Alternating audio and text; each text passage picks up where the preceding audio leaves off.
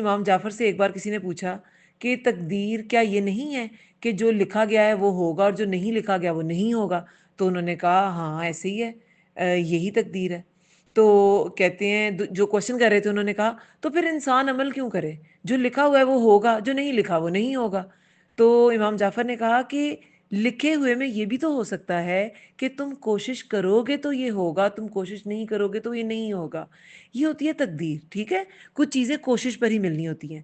اب انسان ساری کوششیں کر کے، اللہ تعالیٰ نے انسان کو اس دنیا میں، یہ مادی دنیا ہے، ٹھیک ہے، یہ کوئی فینٹیسی ورلڈ نہیں ہے، بالکل مادی دنیا ہے۔ آپ حرکت کچھ کرتے ہیں تو آپ کو رزق ملتا ہے، آپ کوئی کام کرتے ہیں آپ کے کام بنتے ہیں۔ آپ بیٹھے رہیں گے چاہے آپ کی تقدیر میں رزق لکھا ہے لیکن آپ کو نہیں ملے گا جب تک کہ آپ اس کی کوشش نہیں کریں گے۔ ہر چیز کے ساتھ نا کوشش کو جوڑ دیا گیا ہے، ٹھیک ہے؟ اسباب کو اختیار کر کے آپ کو کام کرنا ہے، پھر آپ کو وہ چیز ملتی ہے۔ اب وہ ساری کوششیں کر کے، توکل یہ ہوتا ہے کہ بھروسہ پھر بھی اللہ پہ کرنا ہے۔ آپ کو وہ چیز ملتی ہے جس کے لیے آپ کوشش کر رہے ہیں، وہ آپ کو ملتی ہے تب بھی، آپ کو نہیں ملی تب بھی آپ کا بھروسہ اللہ پہ ہے کہ میں نے اتنی سب کوشش کر لی۔ ایک اسٹوڈنٹ ہے وہ دن رات پڑھ رہا ہے لیکن اینڈ پہ وہ کہے اب میں اتنا پڑھ چکا ہوں میں تو ٹاپ کروں گا ہی کروں گا۔ نہیں، ایک مومن ایسے نہیں ہوتا۔ وہ کہے گا اب میں سب کچھ کر چکا، اپنی ساری کوشش کر چکا، اب اللہ سے دعا کرتا ہوں، اب میرا اللہ پہ توکل ہے، اب اللہ پہ بھروسہ ہے، یا اللہ تو کرا دے۔ وہ اپنے پہ ٹوٹل فائنل بھروسہ نہیں کر سکتا۔ جو فائنل اتھارٹی ہے نا وہ اللہ تعالیٰ، یہ ہے توکل۔ جیسے رسول اللہ نے ایک اندر آئے تھے صحابی، تو انہوں نے کہا آپ اپنی اونٹنی کہاں باندھ کے آئے ہیں، کہاں چھوڑ کے آئے ہیں؟ تو انہوں نے کہا اللہ پہ توکل کر رہا ہوں۔ تو انہوں نے کہا توکل یہ نہیں ہے کہ تم اونٹنی کو باہر چھوڑاؤ، توکل یہ ہے کہ تم اونٹنی کو باندھو اور پھر اللہ پہ توکل کرو۔ یعنی کہ پہلے آپ نے کوشش کرنی ہے۔ توکل تب کرنا ہے جب آپ اپنی کوشش کر چکے ہیں۔ بیٹھے بیٹھے میرا اللہ پہ توکل ہے مجھے مل جائے گا، یہ توکل نہیں ہوتا، ٹھیک ہے؟ کوشش کر لی، وہ اللہ پہ چھوڑ دیا، پھر اللہ نے کیا تو اللہ پہ بھروسہ کیا تھا، ہو گیا، اللہ کا شکر ادا کریں۔ نہیں ہوا تو پھر کیا ہے؟ پھر وہ تقدیر ہے۔ تقدیر میں ہوتی ہے قضاء اور قدر۔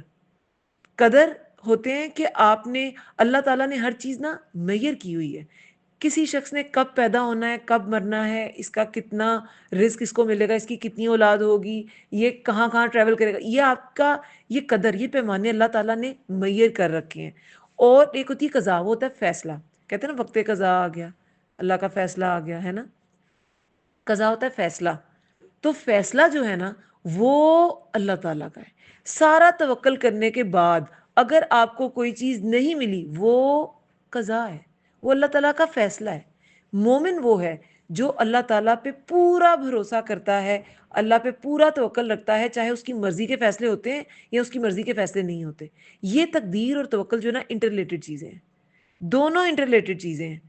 آپ نے توکل کر کے ہی ہر کام کرنا ہوتا ہے، اس کے بعد اگر نہیں ہوتا تو تقدیر ہے، وہ آپ کے لیے نہیں تھا۔ لیکن اور اس کے ساتھ آپ نے دعائیں بھی کرنی ہیں، یہ توکل کی علامت ہے۔ آپ نے ساتھ دعائیں بھی کرنی ہیں، کیونکہ اگر آپ دعا کرتے رہتے ہیں تو پھر کیا ہوتا ہے، آپ کو یا تو وہ چیز مل جاتی ہے، دعا کی ہم نے پڑھے ہیں نا وہ سارے آپشنز، کہ دعا یا تو قبول ہو جاتی ہے، وہ تو خیر پھر تو انسان کو مل گیا جو ملنا تھا، جو وہ چاہتا تھا۔ دوسرا، اس کے بدلے میں کوئی بہتر چیز اللہ تعالیٰ عطا کرتے ہیں۔ تیسرا، آپ کے حسنات بڑھ جاتے ہیں، ٹھیک ہے؟ اگر آپ کو وہ چیز نہیں ملی، وہ نیکیاں بن جائیں گی، آپ کو آخرت میں اس کا اجر ملے گا۔ اور بھی اس کے بہت سے فائدے ہیں۔ اور کیا فائدے ہوتے ہیں؟ انسان کو کبھی کبھی کوئی چیز اللہ تعالیٰ ڈیلے کر دیتے ہیں، اسے نہیں دیتے تاکہ اس کا مقام بڑھے۔ اس کا مقام کیسے بڑھتا ہے؟ وہ اللہ سے دعائیں کرتا رہتا ہے، کرتا رہتا ہے، اللہ کے قریب ہو جاتا ہے، اس کا مقام بڑھ جاتا ہے۔ آپ کو پتہ ہے حدیث مبارکہ ہے کہ اللہ کے نزدیک ہر انسان کا ایک مقام ہوتا ہے، اور جب وہ انسان اس مقام تک نہیں پہنچتا تو اللہ تعالیٰ اسے آزمائشوں میں ڈالے رکھتا ہے، حتیٰ کہ وہ اس مقام کو پا لیتا ہے۔ کبھی کبھی ہم اللہ تعالیٰ کی جو ریکوائرڈ جو کیریکٹر ٹریٹس ہیں نا وہ ہمیں پیدا ہی نہیں ہو رہے ہوتے، تو اللہ تعالیٰ ہمیں آزمائش میں ڈالے رکھتے ہیں کہ ایٹ لاسٹ ہم میں وہ پیدا ہو جائیں، اور پھر وہ ہمیں جب پیدا ہو جاتے ہیں وہ آزمائش چلی جاتی ہے، لیکن ہم سمجھتے نہیں ہیں۔ کبھی کبھی کچھ لوگ واویلا کرتے رہتے ہیں لیکن وہ سمجھتے ہی نہیں ہیں کہ آپ اس آزمائش میں ہیں تاکہ وہ اللہ تعالیٰ چاہتے ہیں آپ صبر کریں، وہ صبر کرتے نہیں ہیں اور وہ آزمائش جاتی نہیں ہے۔ جیسے ہی وہ صبر سیکھ لیں وہ آزمائش چلی جائے گی. یہ ایک ایگزامپل ہے. کبھی کبھی کسی اور چیز کے لیے بھی یہی سب کچھ ہوتا ہے کہ اس چیز کو، اس کیریکٹر ٹریٹ کو اللہ تعالیٰ چاہتے ہیں کہ آپ اٹین کریں، آپ ایکوائر کریں، لیکن ہم نہیں کرتے، ہم آزمائش میں پڑے رہتے ہیں. جیسے کچھ لوگوں کو رزق کی فراوانی نہیں ہوتی کیونکہ ان میں قناعت نہیں ہوتی. انہیں زیادہ بھی مل جائے تو وہ قانے نہیں ہوں گے، وہ اس پہ شکر گزار نہیں ہوں گے. جب قناعت آ جائے گی میں بھی ان کا رزق فوراً کھل جائے. تو یہ سب اللہ تعالیٰ کی مشیت، یہ اللہ تعالیٰ کی اذن ہے. انسان ان کو جان نہیں سکتا، لیکن ہم سمجھ ضرور سکتے ہیں کہ اگر کوئی چیز ملی ہے تو اس کے پیچھے کیا ریزن ہے، نہیں ملی تو اس کے پیچھے کیا ریزن ہے. جب اللہ تعالیٰ چاہتے ہیں نا کوئی چیز ہو جائے تو وہ ہو جاتی ہے. وہ آپ کو کوشش کی بھی توفیق دے دیتے ہیں. ہاں کچھ چیزیں انسان کے کو خود سے جنریٹ بھی کرنی پڑتی ہیں. یہ جو ہدایت ہے، کچھ چیزیں آپ کو طلب کرنے پہ ہی ملتی ہیں. جیسے صبر طلب کرنے پہ ملتا ہے، ہدایت طلب کرنے پہ ملتی ہے. ہر چیز آپ کو پلیٹ میں رکھی پیش نہیں ہو جاتی، وہ تقدیر میں نہیں لکھی ہوتی. کچھ چیزیں انسان کو خود بھی ایکوائر کرنی ہوتی ہیں، کچھ کیریکٹر ٹریٹس بھی. ہدایت بھی دیکھیں نا، جو ہدایت کا متلاشی ہوتا ہے اسی کو ہدایت ملتی ہے، جو نہیں ہوتا اس کو نہیں ملتی. ٹھیک ہے. تو بات یہ ہے کہ آپ جیسے کہہ رہی ہیں نا کہ میں نے اس کی کوشش کم کی ہوگی، اپ ٹو دا مارک نہیں ہوگی. کچھ لوگوں کو بہت کم کوشش پہ بھی بہت زیادہ مل جاتا ہے، اور کچھ کو بہت زیادہ کوشش پہ بھی نہیں اتنا ملتا. تو وہاں پہ بات یہی آ جاتی ہے کہ اللہ تعالیٰ نے کبھی کبھی کچھ چیزیں ویسے ہی رکھی ہوتی ہیں. آپ کو پتہ ہے یہ رسول اللہ کے جو لاسٹ مومنٹس تھے اس میں انہوں نے کہا کہ مجھے اللہ میں تمہیں کچھ لکھ دوں، میں تمہیں کچھ وصیت کر دوں تاکہ تم گمراہ نہ ہو. تو حضرت عمر رضی اللہ عنہ نے کہا تھا کہ تمہارے لیے، تمہارے پاس قرآن ہے، اللہ کی کتاب ہے، رسول اللہ کو زحمت نہ دو. یعنی کہ ان کی طبیعت ٹھیک نہیں تھی. اور پھر نا لوگ اختلاف ایک دم کرنا شروع ہو گئے. تو رسول اللہ نے کہا کہ تم لوگ نکل جاؤ یہاں سے، چلے جاؤ یہاں سے. اور اس کے بعد بھی رسول اللہ نے بہت سی احادیث بیان کی. یہ جو تم دو چیزوں کے بارے میں ڈرتے رہنا، نماز اور غلام اپنا زیر دست، یہ اس کے بعد حدیث ہے. لیکن اس وقت انہوں نے کہا مجھے قلم دو. اور حضرت رسول اللہ صلی اللہ علیہ وسلم امی تھے، وہ لکھنا پڑھنا نہیں جانتے تھے. لیکن آج تک اس امت میں اختلاف ہے کہ حضرت عمر نے کہا تھا کہ یہ نہیں کرنا، اور اتنی بڑھا چڑھا کے کچھ اس بات کو کر دیتے ہیں. حالانکہ یہ بات جو ہے نا، بات تو صرف اتنی ہے کہ رسول اللہ نے اس کے بعد بھی کچھ باتیں کی ہیں، کچھ احادیث، کچھ نصیحتیں کی ہیں. وہ اس وقت بھی کر سکتے تھے. اللہ کی مشیت نہیں تھی. تو کبھی کبھی اللہ کی مشیت نہیں ہوتی، اس کو ویسے ہی ایکسیپٹ کرتے ہیں.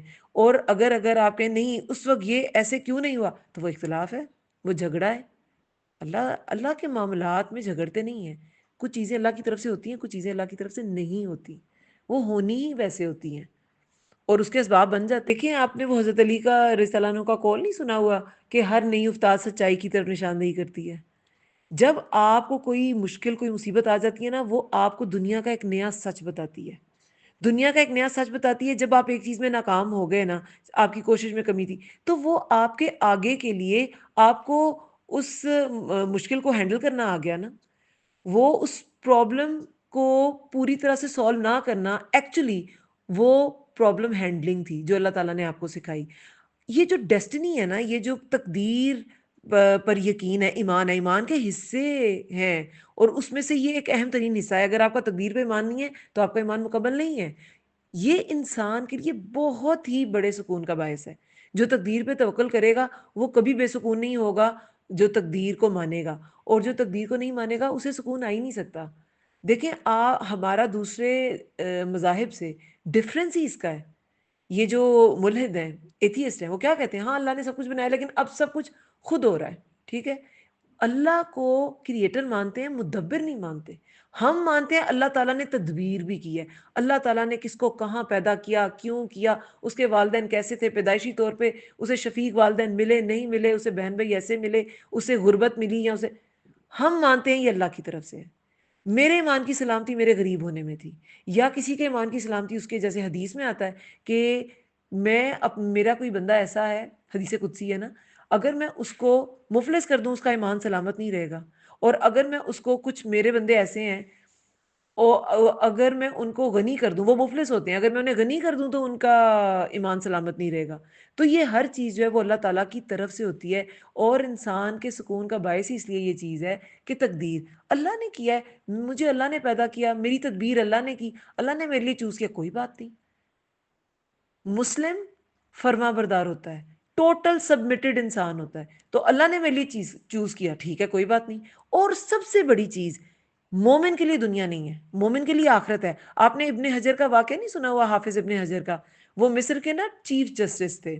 تو ایک بار گزر رہے تھے تو ایک یہودی نا وہ کولو میں کام کر رہا تھا، تو وہ تیل میں اس کے کپڑے بھی خراب ہوئے ہوئے وہ آیا تو اس نے کہا کہ مجھے ایک بات بتائیے، آپ کے نبی کہتے ہیں کہ دنیا جو ہے وہ مومن کے لیے قید خانہ ہے اور کافر کے لیے وہ جنت ہے، اور آخرت جو ہے وہ مومن کے لیے جنت ہے اور کافر کے لیے قید خانہ ہے۔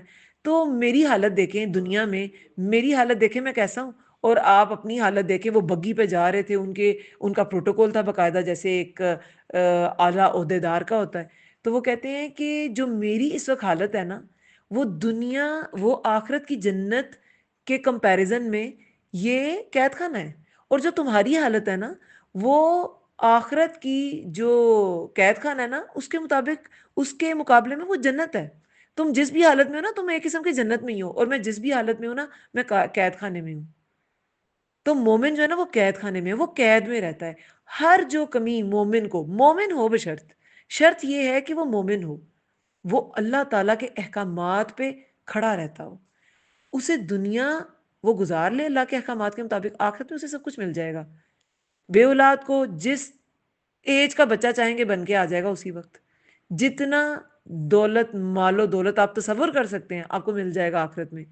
آپ کو نیک بیویاں، نیک بیویوں کو نیک شوہر مل جائیں گے آخرت میں، اچھے دوست مل جائیں گے آخرت میں۔ آپ کو سیر و سیاحت، کبھی اپنے سٹی سے باہر نہیں گئے، آپ کو ایسے ایسے نظارے ملیں گے، آپ کو سوئٹزرلینڈ بھی بھول جائے گا۔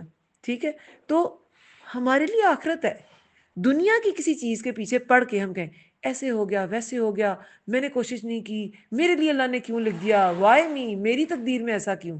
رسول اللہ کی زندگی کیسے تھی؟ کیا چیز تھی ان کے پاس؟ پیدائشی یتیم، 6 سال کی عمر میں ماں نہیں، 8 سال کی عمر میں دادا نہیں۔ جب تھوڑے سے سٹیبل ہوئے، نبوت میں مل گئی، اللہ تعالیٰ نے ایک سب سے، دنیا کی سب سے بڑی نعمت ہاں دی۔